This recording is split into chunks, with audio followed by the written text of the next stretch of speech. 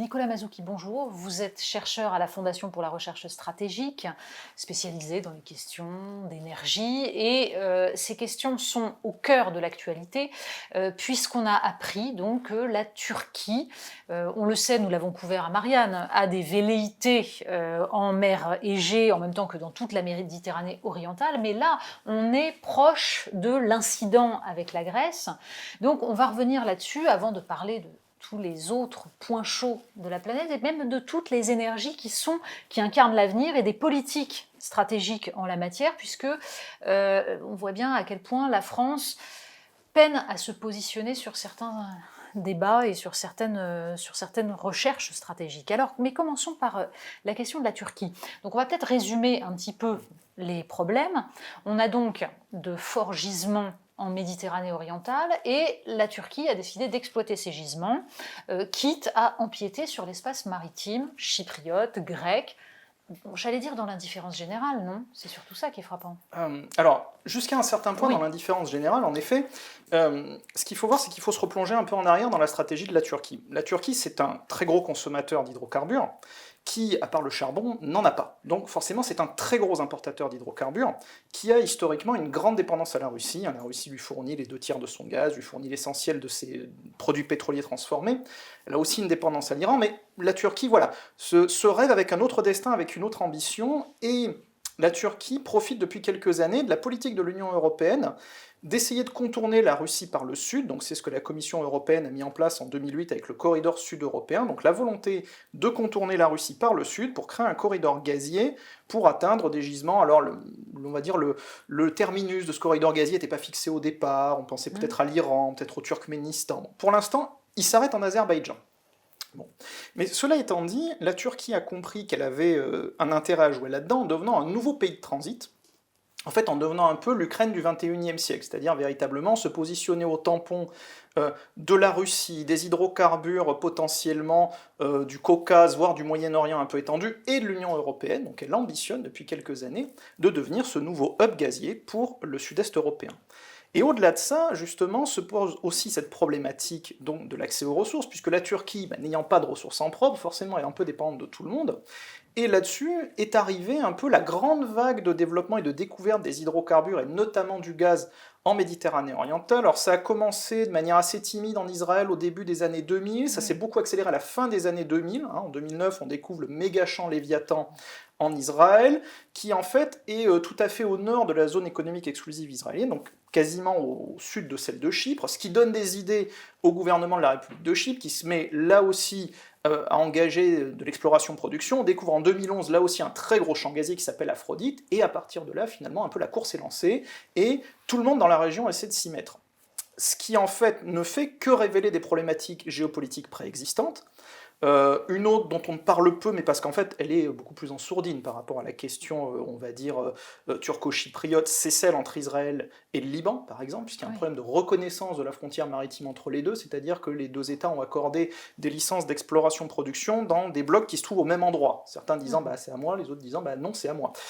Et là, finalement, la situation turco-chypriote est à peu près la même, c'est-à-dire que la République de Chypre, en fait, a accordé un certain nombre de licences à des compagnies pétrogazières internationales. Oui, il y a des compagnies italiennes, françaises, américaines aussi, oui. Coréennes, etc. Bon, c'est très souvent en coexploitation, donc en fait les très gros joueurs du marché, on a ExxonMobil, Total, Eni, etc. Et finalement, la Turquie, voyant ça, s'est mise à agir au nom de la République turque de Chypre Nord pour dire mais attention, une partie des endroits où vous, la République de Chypre, avez accordé ces licences d'exploration-production, en fait, ça correspondrait, puisque la République turque de Chypre Nord n'est pas un État reconnu internationalement, mais ça correspondrait aux zones maritimes de cette République turque de Chypre Nord. Donc, en fait, sauf qu'elle n'est pas reconnue et que c'est Chypre. C'est tout le problème du fait que l'Union européenne en particulier met un petit voile pudique sur cette question-là depuis des décennies, sauf que là, avec cette histoire de gaz, ça ressurgit et ça peut devenir extrêmement dangereux. Voilà, alors l'Union européenne, mais aussi les États-Unis, puisque les États-Unis, en fait, ont été consultés par l'Alliance des pays pour le consortium ISMED, c'est-à-dire pour la volonté de créer un gazoduc qui partirait d'Italie, qui irait jusqu'en Grèce, en Crète, et qui finirait à Chypre avec peut-être un jour une extension vers Israël. Donc les pays de ce consortium ISMED finalement ont effectué une tournée diplomatique, dont aux États-Unis, l'année dernière, et la position américaine a été là aussi très ambiguë en disant bon ben voilà, votre projet est très intéressant, néanmoins, et c'était la déclaration officielle du département d'État qui était de dire les ressources de l'île de Chypre doivent être exploitées pour l'ensemble de la communauté chypriote. Donc là aussi, une grosse ambiguïté. Donc ni l'Union européenne finalement, ni les États-Unis ne se positionnant réellement, tous les pays qui soient concernés immédiatement ou non, ont tendance à adopter des positions parfois assez ambiguës. Ce qui peut donner d'ailleurs l'envie à certains des acteurs du jeu de faire dégénérer un peu les choses. On en parle beaucoup aujourd'hui, mais il faut quand même se rappeler qu'en 2018, février 2018, on a eu l'interception d'un navire de forage italien par un navire de la marine turque. Exactement. Chose qui s'était jamais produit. Oui, tout à fait, et qui a eu rétropédalage en douceur de l'Italie, mais aussi en fait de la France qui à ce moment-là a évité d'envoyer des navires. Enfin, on en avait parlé, on a fait un reportage à cette occasion dans Marianne. En effet, on ne peut pas dire qu'il y ait eu un très grand courage, même si depuis Emmanuel Macron s'est saisi du problème et semble avoir envie de pousser cette question-là. Pourquoi exactement ? Il a des propos extrêmement durs vis-à-vis de la Turquie. Il a l'air de prendre la tête, on va dire, d'une contestation de la volonté impérialiste d'Erdogan. Qu'est-ce qui le pousse ? Alors ça, je serais bien en peine de vous le dire. Oui. Je ne suis pas dans la tête d'Emmanuel Macron, mais il est clair que la Turquie en ce moment, depuis quelques années, agit comme le principal déstabilisateur de la région de Méditerranée orientale qu'on peut faire aller jusqu'en Libye. Voilà, donc la Turquie a tendance à être présente et de manière assez forte à peu près partout dans la région, de créer un certain nombre de déséquilibres, ou tout au moins de les alimenter quand ils sont déjà préexistants, et on a eu quand même là aussi une espèce de forme d'escalade militaire. On a quand même eu une frégate française qui a été illuminée radar par justement son homologue turc, ce qui est quand même un acte passablement agressif et qui, je pense, a contribué justement à cette escalade verbale et diplomatique d'Emmanuel Macron. Ça veut dire que l'enjeu est tel pour Erdogan qu'il est prêt à aller à l'incident ? Je pense. Une fois de plus, je ne suis pas spécialiste de la politique turque, hein, bien entendu, mais il y a un véritable enjeu stratégique pour la Turquie qui a bien compris que cette question énergétique, finalement, elle était au cœur de ses ambitions géopolitiques. Et ça, une fois de plus, c'est mon interprétation, je pense qu'elle en a pris conscience au moment de la rupture, enfin rupture temporaire, mais des relations entre la Russie et la Turquie. C'est-à-dire qu'au moment où on a eu cet avion de reconnaissance russe qui a été abattu par un avion turc et où la Russie a immédiatement mis en place des sanctions, et notamment des sanctions sur les matières premières et sur les questions énergétiques vis-à-vis de la Turquie, finalement, quelque part, Moscou a tiré sur la laisse et a bien fait sentir à Ankara qui était celui qui était dominé dans la relation. Et ça, je pense que ça agit un peu comme un déclic au sein justement de la classe politique turque qui s'est rendu compte que c'est très bien de vouloir se positionner comme étant le nouveau hub gazier sud-est européen, oui, mais si on n'a pas de ressources, finalement on est toujours dépendant de ceux qui en ont. Ceux qui en ont, il y en a plusieurs. Et la question est de savoir justement comment on choisit. J'ai le souvenir de la thèse émise par Robert Kennedy Jr. dans Politico sur la question de la guerre en Syrie.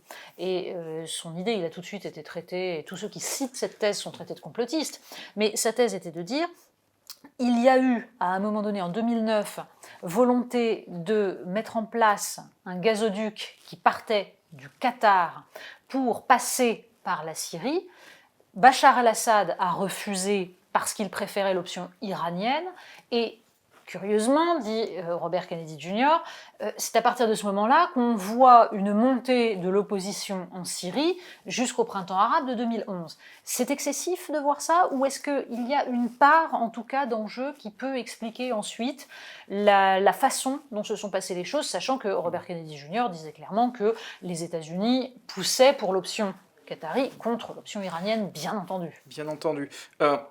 De mon analyse, et une fois de plus d'une vision tout à fait pas, je pense que c'est un peu excessif. Quand on regarde en fait la manière dont est structuré dans la région Proche et Moyen-Orient en fait le réseau des gazoducs et oléoducs, on se rend compte d'une chose, c'est que aucun ne marche à l'exception de ceux qui sont purement nationaux. C'est-à-dire qu'à partir du moment où vous avez un oléoduc ou un gazoduc transnational, il y a tellement d'opposition, il y a tellement de ferments de rébellion dans un certain nombre de pays, de tribus locales qui veulent plus ou moins affirmer leur prééminence sur tel ou tel endroit, que le gazoduc ou l'oléoduc finit par un moment ou un autre à être saboté. Ce qui fait que ça aboutit au fait qu'aujourd'hui, et d'ailleurs depuis un certain nombre d'années, il n'y a plus ce genre de projet de grands gazoducs ou de grands oléoducs, sauf à un certain nombre d'endroits. Quand vous regardez, ils sont très limités.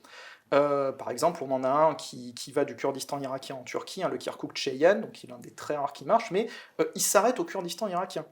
Ce qui est intéressant de voir, c'est qu'il ne va pas, par exemple, jusqu'aux réserves de Bassora, parce que, justement, il y a trop d'instabilité politique en Irak, il y a trop d'enjeux, justement, de gouvernorats locaux, de rapports entre le pouvoir de Bagdad et les pouvoirs locaux, y compris le pouvoir kurde.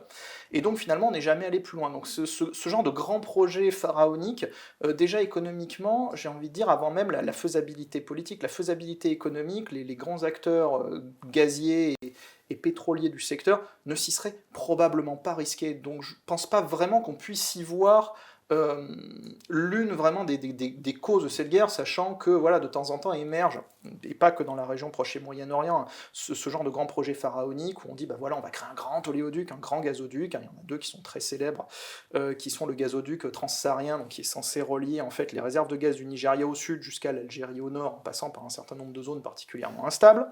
Là aussi, cette espèce de serpent de mer dont on parle depuis des années, mais qui de toute façon n'est pas faisable, et où les grandes entreprises ne veulent pas s'y intéresser, justement pour des raisons de coûts, soit coûts économiques, coûts politiques. Et un autre, la faisabilité, là aussi très fortement remise en question, c'est le gazoduc Tapi, donc Turkménistan, Afghanistan, Pakistan, Inde, où là aussi le gazoduc Tapi, ça fait plus de 20 ans qu'on en parle, et là aussi personne ne veut investir là-dedans parce que tout le monde sent bien que la situation est trop instable. Donc c'est pour ça que justement cette théorie du gazoduc syro-qatarien, c'est vrai qu'elle est séduisante, mais je pense que si on la regarde d'un point de vue déjà que de faisabilité économique, on se rend compte que personne n'aurait réellement investi là-dedans.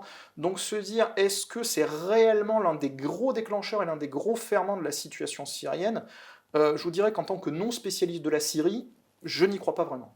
D'accord.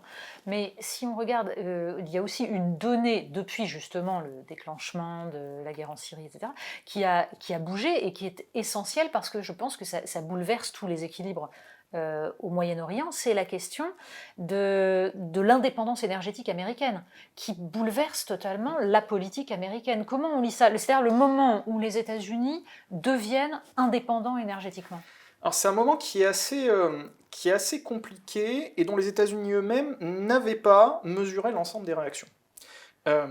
Déjà, c'est une décision qui est avant tout une décision d'ordre politique et pas d'ordre économique, contrairement à ce qu'on pense. C'est à la fin du mandat de George W. Bush, il y a déjà cette volonté de se retirer de l'Irak. Considérer que de toute façon, voilà, on est en 2008, l'Irak c'est fini, ça marchera pas, on n'a pas réussi à faire ce qu'on voulait, c'est un gouffre absolu, à cette époque-là, l'Irak ne produit quasiment pas de pétrole, il est strictement impossible de l'exporter, donc c'est un cauchemar, sauf que le problème, c'est qu'il y a énormément de troupes américaines en Irak, et il y a beaucoup d'alliés des États-Unis dans la région, à commencer par l'Arabie Saoudite, qui se disent nous n'accepterons pas que vous nous laissiez dans une situation sécuritaire totalement dégradée à nos portes, donc vous restez là, et quelque part, il y a toujours un peu ce deal protection contre pétrole. Là, l'Arabie Saoudite joue un peu la carte du pétrole en disant sinon on va maudire, enfin on va agir sur les cours, on va agir sur les prix, etc. Donc la première chose justement que fait l'administration Bush par rapport à ça, c'est de se dire comment est-ce qu'on peut réussir à amoindrir notre dépendance énergétique. Et donc, bon là c'est assez peu connu aussi parce que le gaz a tout éclipsé derrière, mais la première chose qu'ils font, c'est relancer l'exploitation de charbon dans les Rocheuses. Seulement on se rend compte que c'est pas du tout acceptable politiquement, ça marche absolument pas, ça fait des images absolument atroces, on fait de l'arasement de montagne, on découpe des tranches de montagne pour récupérer du charbon.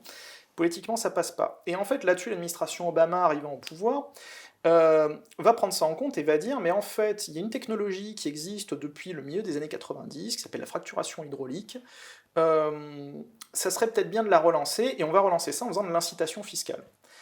Font de l'incitation fiscale au travers d'un certain nombre de paquets de relance qui sont émis au moment de l'arrivée au pouvoir de l'administration Obama, sauf qu'au début, aucune des majors pétrolières n'y croit. Voilà. Il faut savoir que l'explosion justement du développement des gaz et pétroles non conventionnels aux États-Unis, au départ elle se fait par des petites entreprises qui vraiment vont tout risquer là-dedans, et vont se dire, bah, ok, nous on y croit, on va y aller. Alors ces petites entreprises, elles seront rachetées au fur et à mesure par les grandes, hein. C'est le cas par exemple, vous aviez XTO, qui était la grande entreprise gazière de cette époque-là, qui aujourd'hui appartient à ExxonMobil. Sauf que ça, justement, ça crée donc un développement très rapide de la production gazière nationale aux États-Unis. Le gaz, c'est la première source de production d'électricité aux États-Unis. Et donc ça amoindrit assez vite la dépendance justement aux hydrocarbures du Golfe. Sauf que le problème, c'est qu'en 2011, on arrive à un point de bascule où le premier en fait, partenaire commercial hydrocarbures de l'Arabie Saoudite, ce ne sont plus les États-Unis, ça devient la Chine. Oui. Et ça pose un énorme problème. Donc très rapidement, les États-Unis se remettent à acheter énormément de pétrole saoudien pour redevenir en fait les leaders à l'intérieur de ça, sachant que de toute façon, ils ont besoin de pétrole saoudien pour en fait mélanger le pétrole saoudien léger avec les pétroles américains plus lourds pour faire du raffinage. Bon, c'est un peu technique, mais ça veut dire qu'ils peuvent pas. En fait, c'est une fausse indépendance énergétique. Voilà, elle ne peut pas être totale, c'est strictement impossible.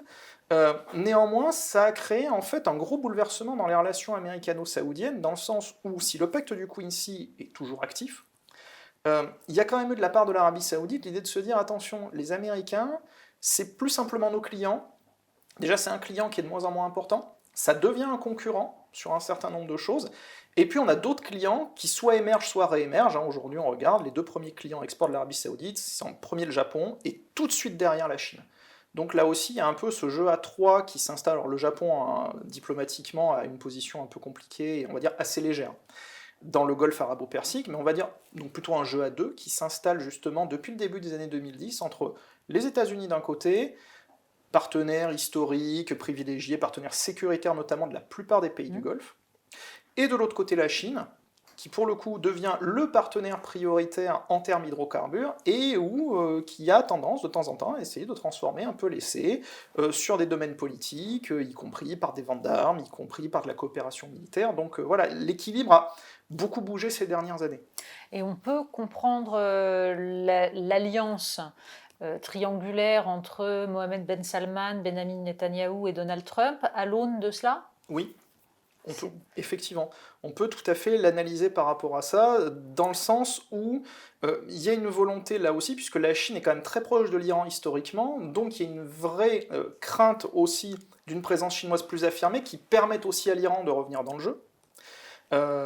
Sachant qu'en plus, on a là aussi la question sécuritaire, puisque la fin de l'accord JCPOA, en fait, a regelé les crédits que l'Iran affectait pour un certain nombre d'opérations géopolitiques, de développement militaire du Hezbollah, etc. Donc là aussi, il y a toujours cette double volonté dans la région d'articuler en même temps des questions énergétiques et des questions sécuritaires. Les États-Unis, vous disiez, ont développé les gaz de schiste à partir de petites entreprises. Comment on comprend ce fait qui est un peu passé inaperçu quand même, juste avant le confinement, d'où le fait qu'il est passé inaperçu, ce coup de poker de Vladimir Poutine décidant de faire baisser les prix du pétrole, refusant un accord avec l'Arabie Saoudite, un accord à l'OPEP, c'est-à-dire se privant de ressources majeures. Certains l'ont interprété comme une façon d'essayer de ruiner les petits producteurs américains et donc de mettre en difficulté les États-Unis. Est-ce qu'il faut le lire comme ça ? Alors, c'est un peu plus compliqué que ça. Alors, je pense qu'il y a cet élément-là, mais je vais y revenir, mais il y a surtout d'autres éléments qui sont les éléments de rivalité entre les grands producteurs. Et il faut repartir un peu en arrière, il faut repartir à 2013-2014, donc en fait le grand choc de prix sur les matières premières qui est provoqué en premier lieu par l'Arabie Saoudite. Oui. Et en fait, on va voir que ça va avoir un impact aujourd'hui. Qu'est-ce qui se passe ? On est à un moment où finalement les pays de l'Ouest, enfin les pays occidentaux ou les pays du Nord, ça dépend comment on veut les appeler, se sont pas réellement totalement relevés de la crise économique de 2007-2008. Et en fait, avec un effet retard, cette crise économique, à partir de 2011, elle commence à toucher les pays émergents. Donc quelque part, tout le monde se retrouve dans un espèce de marasme économique, ce qui fait que les prix des matières premières baissent, logique, et les pays producteurs de matières premières, et notamment producteurs de pétrole, ont de plus en plus de difficultés. Face à ça, l'OPEP, qui représente de moins en moins on va dire la vraie production pétrolière, puisque l'OPEP à ce moment-là c'est 45% de la production pétrolière mondiale, donc on vient de tomber sous les 50, est totalement déchiré, en fait, entre ses membres. Historiquement, l'Arabie Saoudite elle a un rôle particulier dans l'OPEP, c'est ce qu'on appelle le swing producer, c'est-à-dire c'est le pays qui a le plus de capacité de production avec un pétrole dont le prix de production est parmi les plus bas du monde. Donc en fait, ce qu'elle fait, c'est que l'Arabie Saoudite, historiquement, a un peu quelque part la haute main sur l'OPEP en échange justement de cette capacité à agir facilement sur la régulation des volumes qu'elle met sur le marché. Le problème, c'est qu'on a un certain nombre de pays qui sont extrêmement touchés par ces prix bas du pétrole, parce que ces prix bas du pétrole en fait conditionnent l'ensemble de leur économie, parce qu'ils ont des coûts de production très élevés. C'est le cas de deux pays notamment, l'Algérie et le Venezuela. Et donc en 2014, l'Arabie Saoudite décide en fait, avec Mohammed bin Salman, de totalement changer de système et de dire nous allons arrêter d'être les dindons de la farce, c'est-à-dire que nous allons arrêter d'accepter le fait que l'Algérie et le Venezuela, ainsi que d'autres États, mettent plus de quotas que ce qu'ils en ont le droit sur le marché, et que nous, l'Arabie Saoudite, on soit obligé de baisser nos quotas pour maintenir les prix. Donc Mohammed bin Salman dit à partir de ce moment-là, moi j'arrête de faire ça, on s'est entendu sur un volume, je mets ce volume. Effondrement des prix. Sauf que cet effondrement des prix, finalement, il va bénéficier énormément à l'Arabie Saoudite qui va sortir vainqueur de ce bras de fer. Or, qu'est-ce qu'on a vu se produire justement juste avant le confinement? La même chose, mais à cause d'une autre raison. C'est-à-dire que depuis cette époque-là, justement, comme l'OPEP ne cesse de diminuer en termes de part de production, pour maintenir les prix, l'OPEP a été forcé à partir de 2015 de mettre en place un nouvel accord, ce qu'on appelle OPEP+, accord de Vienne, c'est-à-dire qu'en plus des producteurs OPEP, se sont associés à eux un certain nombre d'autres producteurs, à commencer par la Russie, qui représentent à peu près 60% de la production pétrolière mondiale. Sauf que la Russie, elle est un peu dans la situation de l'Arabie Saoudite. C'est un très gros producteur, qui a une bonne capacité de régulation des volumes qu'elle met sur le marché, qui a une très bonne capacité de raffinage, donc qui peut exporter à la fois du brut, à la fois du raffiné, et arrive ce qui devait arriver, c'est que finalement, dans ce format OPEP+, la lutte pour savoir mais finalement qui est le vrai régulateur du système a lieu, et là, c'est plutôt Mohammed bin Salman en fait qui retente le coup de 2014 et qui dit bah voilà, moi j'ai décidé de faire ça pour justement, comme j'ai des coûts de production plus bas que la Russie, finalement refaire un peu le même système, sauf que Vladimir Poutine rentre dans le jeu et dit bah très bien, moi j'accepte ce système-là, et donc on va au bras de fer. Donc pour répondre à votre question justement sur ce qui se passe sur les États-Unis, en fait ce sont finalement les victimes collatérales. Ouais. Voilà. C'est-à-dire que ce bras de fer n'est jamais directement face à eux, seulement il est toujours en arrière-fond de la tête de ceux qui le mettent en place en se disant bah en plus c'est pas mal parce que ça va nous permettre d'avoir une action sur les producteurs américains. Sauf que les gaz et pétroles non conventionnels ont une petite particularité, c'est que leur production ne se fait pas du tout de la même manière. Pour faire du gaz ou du pétrole conventionnel, vous allez découvrir une grande poche d'hydrocarbures, ça va être très intensif en capital au début d'investissement pour mettre ça en place, on va construire de la plateforme pétrolière, on va construire du grand système de production qu'on va plus toucher pendant 30 ans. Je schématise de manière assez rapide, mais ça c'est à peu près la situation normale. Dans le conventionnel, ça marche pas du tout comme ça. Il faut plutôt s'imaginer quelque chose qui ressemble un peu à une éponge, avec de multiples alvéoles. C'est-à-dire qu'on va arriver à un endroit, on va arriver avec un système mobile, donc qui est finalement assez peu cher, on va faire un trou, on va exploiter une poche qui va durer pendant quelques semaines, quelques mois, quelques années, et puis on va se déplacer de quelques dizaines, quelques centaines de mètres, quelques kilomètres, on va refaire un trou, on va exploiter une nouvelle poche. Donc voilà un peu comment fonctionne le système du non conventionnel, ce qui fait que comme c'est beaucoup moins intensif en capital, et ça on l'avait vu déjà en 2014, à partir du moment où les prix sont trop bas, on arrête la production, puisque ce sont des systèmes mobiles, j'allais dire, on met les unités de production au garage, on attend que ça remonte, et dès que ça remonte, on se remet à produire. Okay. Donc cette espèce de bras de fer économique très fort ne marche que face aux producteurs traditionnels, il ne marche pas trop face aux producteurs de non conventionnels.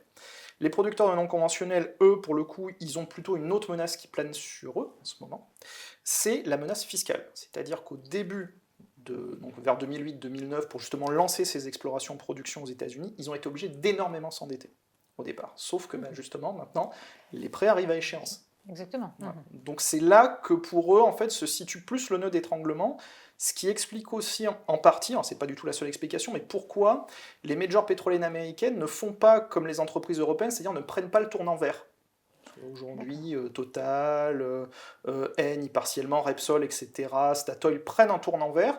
Les majors pétrolières américaines restent au contraire très très focalisées sur le pétrole et le gaz, mais aussi parce qu'elles ont justement des problèmes de trésorerie, enfin des problèmes on va dire de remboursement de prêts qui font qu'elles sont obligées d'avoir d'énormes flux de capitaux pour être capables de rembourser ces prêts. Donc elles ne peuvent pas trop faire de l'investissement diversifié.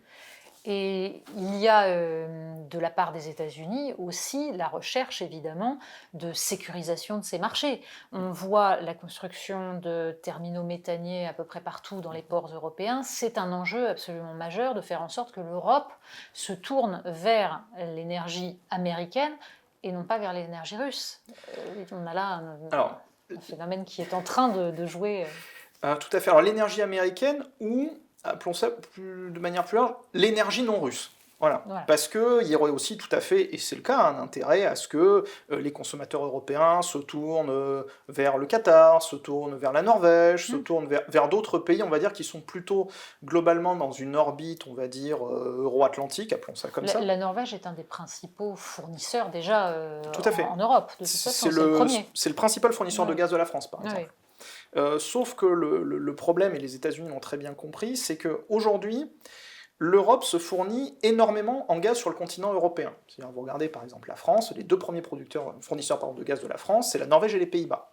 Donc il y a trois gros producteurs historiques en Europe, c'est la Norvège, les Pays-Bas et le Royaume-Uni, sauf que ces trois producteurs voient, en fait, comme c'est ceux qui ont commencé l'exploitation le plus tôt, ça diminue. voient leur champ diminuer, et pour certains diminuer très vite, à tel point que les Pays-Bas sont en train de tout arrêter en ce moment.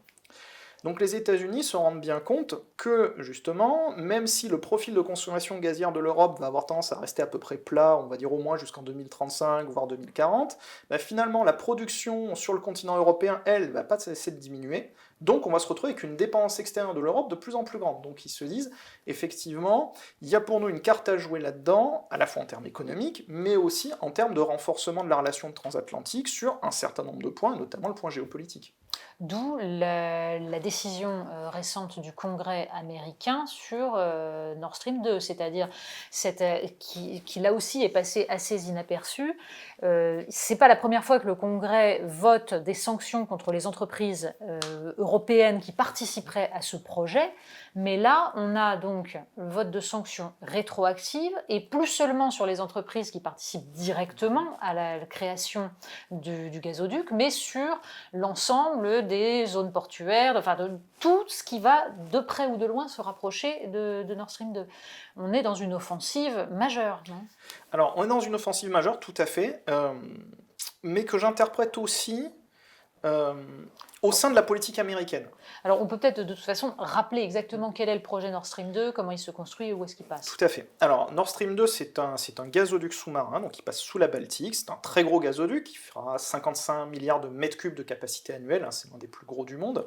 Et en fait, il double un gazoduc qui existe déjà, qui s'appelle Nord Stream, et qui part à peu près globalement de la région de Saint-Pétersbourg pour arriver dans le nord de l'Allemagne, sous la Baltique. Le principe étant, justement, d'approvisionner plutôt les consommateurs Europe centrale, Europe du Nord en gaz russe, donc on aura, quand le gazoduc sera fini, donc pour l'instant il n'y a pas de date de fin justement à cause des sanctions qui sont en cours, une capacité de 110 milliards de mètres cubes, 110 milliards de mètres cubes annuels, c'est à peu près la capacité qui existe pour la Russie vers l'Europe dans le terrestre au travers de l'Ukraine.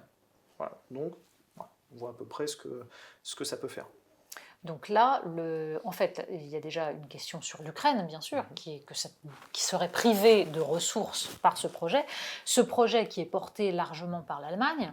Et alors, il y a eu, vers le mois de février, là aussi, un incident assez feutré à Bruxelles autour de Nord Stream 2, puisque Emmanuel Macron et Angela Merkel se sont opposés momentanément sur la retranscription d'une directive dont l'idée était d'interdire que le producteur de gaz, d'énergie, soit le même que le propriétaire du gazoduc, ce qui en fait empêchait Gazprom donc de construire Nord Stream 2. Et alors, Emmanuel Macron sur ce sujet-là a fait volte-face, c'est-à-dire qu'il était au départ pour cette directive, et puis il a finalement renoncé. Là aussi, comment on interprète ça ? Ça peut créer beaucoup de précédents en Europe. Le problème, c'est que l'énergie en Europe, c'est un équilibre très fragile, plutôt je dirais un déséquilibre très fragile. Et le souci, c'est que la libéralisation en fait, du secteur de l'énergie en Europe, et notamment du secteur du gaz, a eu énormément d'effets pervers. Et notamment a eu tendance à renforcer énormément les acteurs énergétiques extra-européens. La question, c'est qu'en faisant ça, est-ce qu'on n'allait pas se retrouver dans un système où on allait surfragiliser justement ces acteurs européens en les interdisant d'être finalement à 2 bouts de la chaîne sur 3, puisqu'ils n'ont déjà pas le droit d'être aux autres bouts de la chaîne, de toute façon. Et est-ce que ça n'aurait pas bénéficié justement à des acteurs extra-européens qui auraient construit des systèmes qui arriveraient aux frontières de l'Europe, mais qui n'iraient pas sur le territoire de l'Union européenne, et qui finalement, eux, bénéficieraient de la capacité à la fois d'alimenter et à la fois de construire.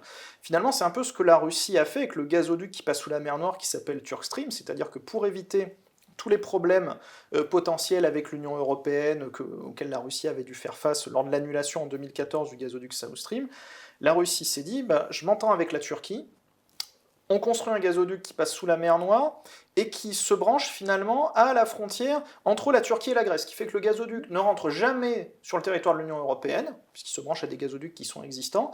Donc ça permet finalement à Gazprom de conserver cette capacité de fourniture. C'est un gazoduc un peu plus petit, Turk Stream, il fait 31 milliards et demi de mètres cubes. Il est rentré en fonction au début de l'année 2020. Mais ça, en fait, ça ne limite pas la capacité de la Russie justement à continuer à approvisionner l'Union européenne. Donc finalement, l'idée de se dire, est-ce que si on s'opposait sur cette directive-là, ça empêchait la Russie de continuer à pousser un certain nombre de pions, ça empêchait de pousser le pion Nord Stream 2, mais peut-être que ça n'aurait pas empêché de pousser un futur pion. Donc ça semblait inutile, mais la question derrière, c'est celle de l'indépendance européenne et de la lecture qu'on peut en avoir. Sachant que certains disent aussi que la France n'a peut-être pas forcément intérêt. Alors on peut pencher pour l'idée d'une Europe qui saurait maintenir les deux bouts, être pivot, et c'est-à-dire dépendante, non pas exclusivement de la Russie, non pas exclusivement des États-Unis, mais un peu des deux pour garder une forme donc d'arbitrage et d'indépendance. Mais certains disent le problème du projet Nord Stream 2, c'est que ça met l'Allemagne au cœur du jeu et que la France est marginalisée de fait. Ça joue beaucoup, ça, c'est-à-dire c'est un problème qui peut à l'avenir devenir majeur. C'est un problème qui est déjà majeur. Ce qu'il faut voir, c'est que il n'y a pas de politique européenne de l'énergie. Ça n'existe pas. Enfin, s'il y en a une... C'est d'ailleurs assez effarant, parce que c'est quand même la question de l'indépendance énergétique est essentielle. Il y a une politique européenne de l'énergie, quand on reprend ce qu'est la construction européenne, c'est le nucléaire, c'est le traité Euratom. Que tout le monde a oublié, dont il ne faut surtout plus parler à Bruxelles. Bon, cela étant dit, l'énergie est considérée comme une compétence partagée entre l'Union européenne et les États membres. Sauf qu'à partir du moment où on va toucher à quelque chose qui est aussi profond justement que la sécurité des approvisionnements et la sécurité énergétique, les États membres ont tendance à mettre le haut là en disant de toute façon c'est moi que ça regarde, c'est un cœur de souveraineté, ça ne regarde pas l'Union européenne. Ce qui fait que les politiques européennes de l'énergie ne sont jamais des politiques complètes sur l'énergie, c'est-à-dire qu'elles se bornent à... mettre en avant, proposer, voire imposer, soit une harmonisation de libéralisation des pratiques, soit des objectifs climatiques et des objectifs d'énergie renouvelable. Mais de là à dire que demain on serait capable d'avoir une politique européenne de l'énergie sur quelque chose d'aussi souverain que les approvisionnements gaziers, ça serait strictement impossible. Donc effectivement, finalement on se retrouve dans un système, j'allais dire quelque part très, très libéral, où chacun des États joue par rapport à ses propres ambitions et ses propres volontés. La France est un pays qui, historiquement, a eu un rapport très limité au gaz, puisque nous avons fait le choix du nucléaire très rapidement pour l'électricité. Le gaz, en France, sert très peu à faire de l'électricité pour le moment. Le gaz, c'est surtout des usages domestiques, c'est du chauffage, c'est de la cuisson, c'est un tout petit peu de transport, c'est des choses comme ça, mais le gaz en France, c'est une énergie assez marginale. Au contraire de l'Allemagne, où c'est une énergie majeure, les consommateurs allemands, qu'ils soient les consommateurs ménages ou les consommateurs industriels, sont beaucoup plus nombreux, ce qui fait que justement, quand on regarde ça dans une optique finalement assez libérale, on se dit quel est le pays qui est le mieux placé pour être la plaque gazière de l'Union européenne, tout naturellement c'est l'Allemagne.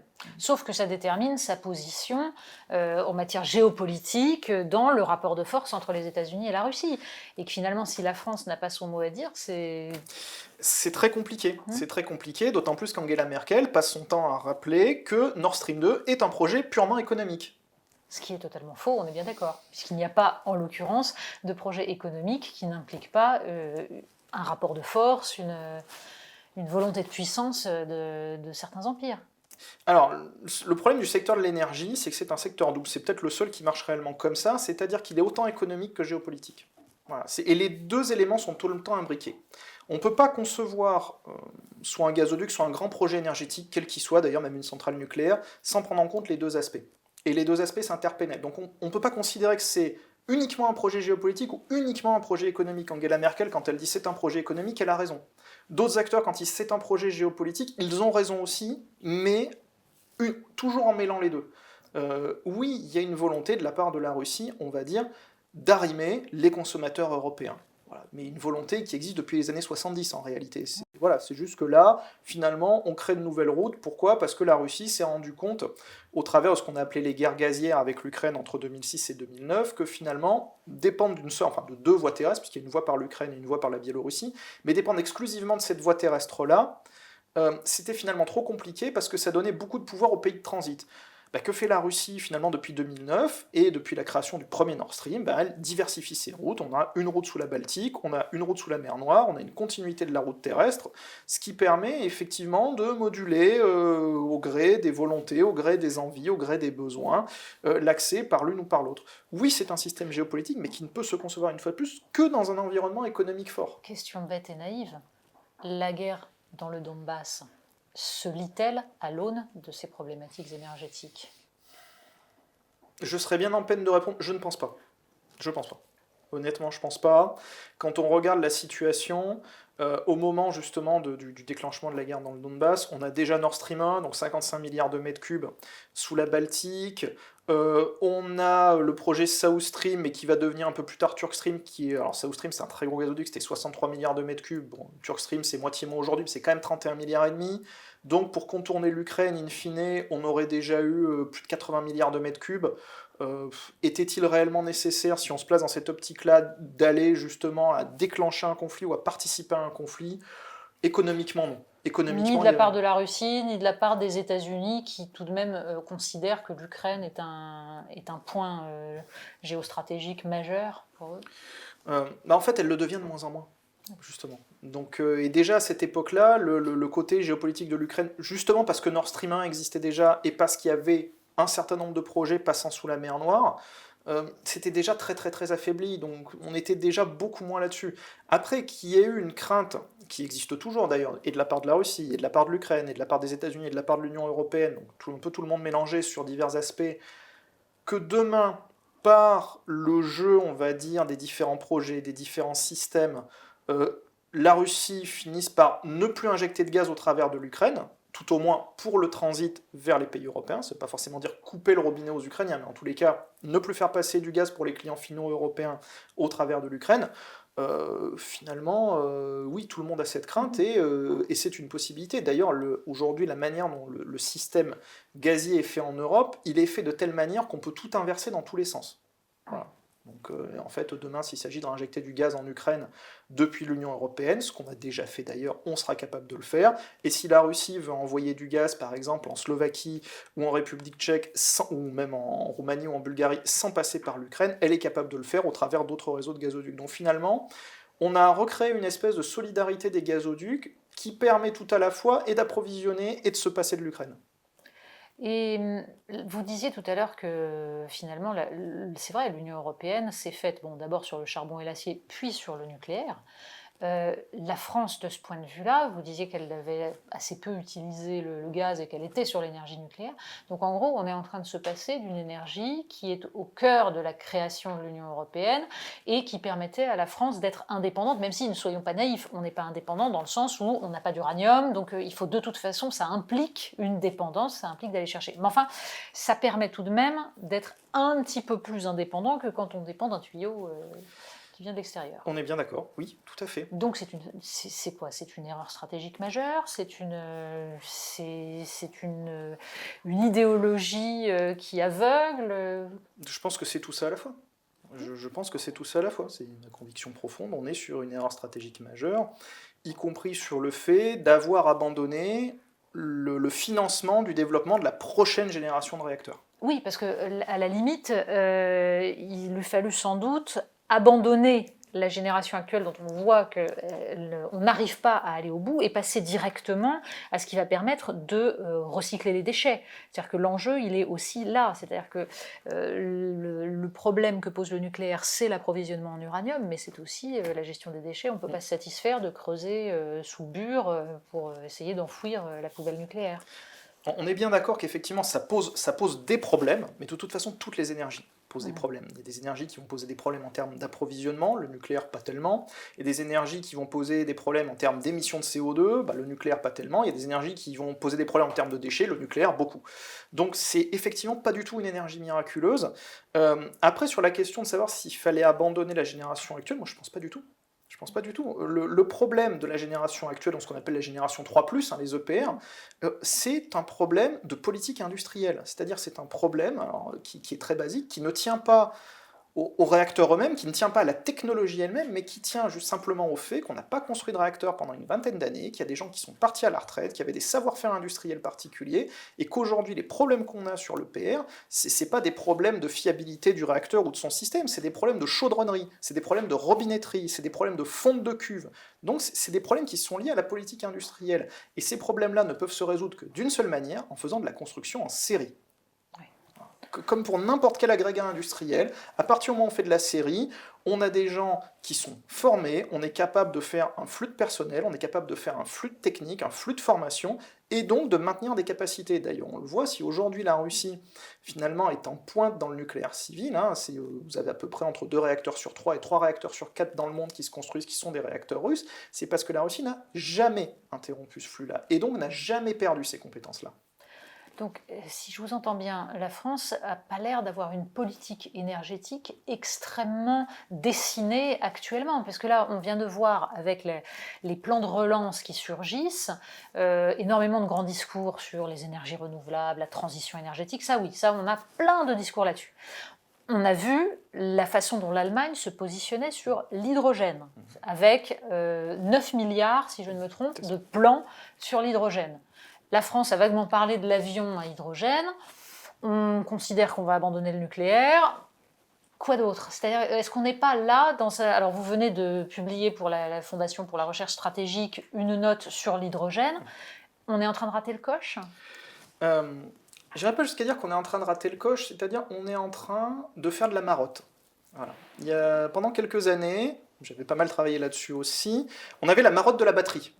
Oui. Voilà. On avait la marotte de la batterie, on allait créer un Airbus des batteries, donc on a fini par créer.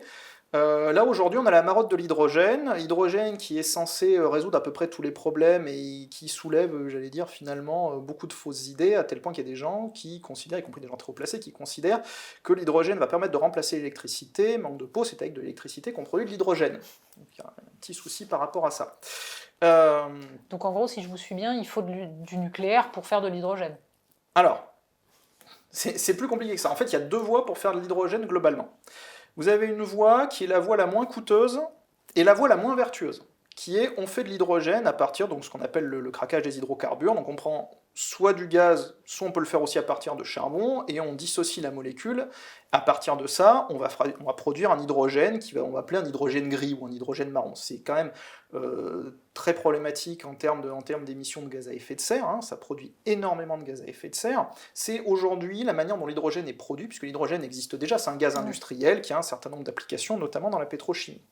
Ça, c'est la première manière de le produire. C'est pas très cher, mais est-ce que ça participe de la transition énergétique? Réponse, pas trop. Il y a une deuxième manière de produire de l'hydrogène, qui est de dire on va faire de l'électrolyse de l'eau. Voilà, on va faire une bête électrolyse, là aussi, technologie finalement très très maîtrisée, et pour ça, il faut beaucoup d'électricité. Donc là, il y a plusieurs solutions. On peut dire, voilà, c'est de l'électricité, donc est-ce qu'on fait de l'électricité nucléaire? En France, c'est pas trop le plan. Et c'est sûrement pas le plan au niveau de l'Union européenne, ou est-ce qu'on fait de l'électricité à partir d'énergies renouvelables? Finalement, c'est plutôt le plan vers lequel l'Union européenne semble s'orienter, et la France aussi. Alors sachant qu'il existe une 3e voie pour l'hydrogène, qui elle n'est pour l'instant regardée que par la Chine et un petit peu par les États-Unis, qui est la thermolyse de l'hydrogène, c'est-à-dire il faut énormément de chaleur pour dissocier la molécule d'eau. Donc là aussi on a les avantages de l'électrolyse, c'est-à-dire que comme on travaille sur l'eau, ça n'émet pas de gaz à effet de serre, mais pour ça il faut des températures très très élevées, il faut au-delà de 900 degrés, et faire au-delà de 900 degrés, en l'état, c'est du nucléaire, ou tout au moins, ça sera du nucléaire. La Chine travaille beaucoup là-dessus, la Chine met au point un réacteur nucléaire qui est destiné spécifiquement à ça. La France a les moyens de faire de la recherche, de se lancer dans les énergies d'avenir. D'abord, est-ce qu'on a les moyens? Est-ce qu'on s'en donne les moyens? Et est-ce qu'il y a une vision? Alors, est-ce qu'il y a une vision? Je dirais qu'il n'y en a pas plus en France qu'en Europe. Voilà, parce qu'on veut tout faire. Et le souci est là. On est dans un monde aujourd'hui où la France et l'Europe n'arrivent pas à accepter qu'elles ont par rapport à d'autres pays, qui s'appellent principalement la Chine et les États-Unis, des ressources beaucoup plus limitées. Et qu'on est quand même sur des compétitions économiques globales, qu'on le veuille ou non. Donc à ce moment-là, il faut faire des choix.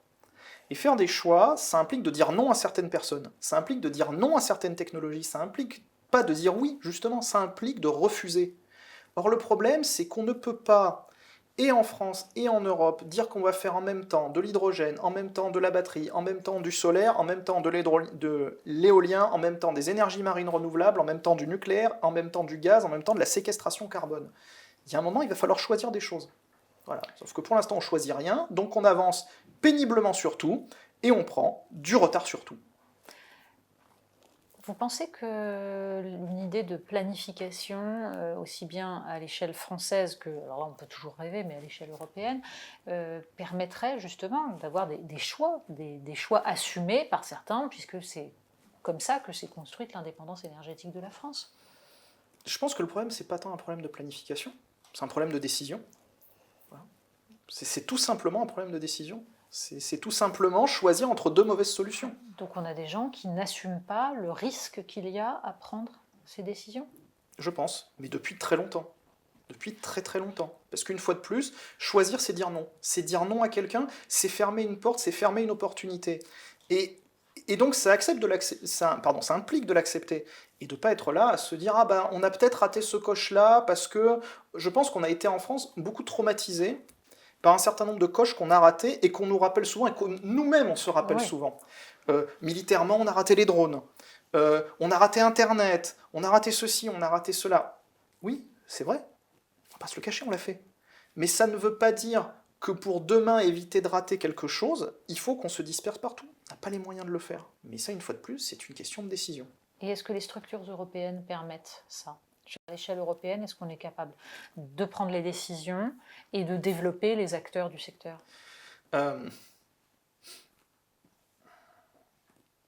Est-ce qu'on est capable? En fait, c'est pas qu'on n'est pas capable, c'est que ce n'est pas possible. Voilà. L'Union européenne, elle est structurée dès sa naissance pour être un marché libéral. Elle n'est que ça, historiquement. La composante, on va dire, politique et stratégique de l'Union européenne, elle est finalement assez tardive, hein, elle se lie au travers de l'acte unique européen de 86 et plus tard du traité de Maastricht.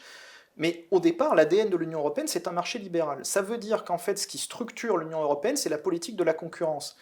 C'est pour ça que quand Thierry Breton dit vont émerger des champions européens du numérique, des GAFA européens, Margrethe Vestager, qui est au-dessus de lui en termes de responsabilité en charge du numérique européen, le rappelle gentiment à l'ordre en lui disant il n'y aura des champions du numérique européen que si la concurrence les crée par elle-même. Bon, on est bien barré. C'est l'ADN de l'UE. Voilà, l'ADN de l'UE, c'est le libéralisme. Voilà. Et le problème, c'est que c'est aujourd'hui, on peut lire aussi finalement un peu cette crise de l'Union européenne aujourd'hui, en disant on est sur un ADN qui est très libéral, qui est fondé sur la politique de la concurrence, et en même temps, on a une Union européenne qui, de plus en plus, au travers et de la Commission actuelle et d'un certain nombre de dirigeants politiques nationaux, veut prendre à bras-le-corps un certain nombre de problèmes de souveraineté. Sauf que le souci, c'est que de plus en plus, ces deux visions se confrontent et ces deux visions s'écartèlent l'une l'autre, ce qui aboutit aujourd'hui à la fois à la décision de la CJUE vis-à-vis de la Commission sur l'affaire Apple. Finalement, la CJUE démonte la décision de la Commission en disant « Vous êtes allé trop loin dans votre interprétation des traités, vous ne pouvez pas faire ça parce que ça voudrait dire d'une certaine manière aller vers de l'harmonisation fiscale, pas possible ».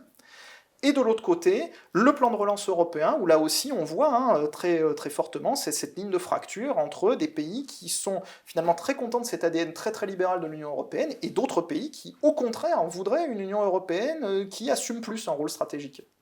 Donc on est un petit peu à la croisée des chemins et pour l'instant, on n'a pas les outils pour transformer l'Union européenne en une véritable puissance avec une stratégie d'indépendance, finalement. Au regard des traités, non, clairement. Merci beaucoup, Nicolas Mazzucchi. Merci pour ce message, bon, je dirais pas d'espoir, mais en tout cas de lucidité. Merci.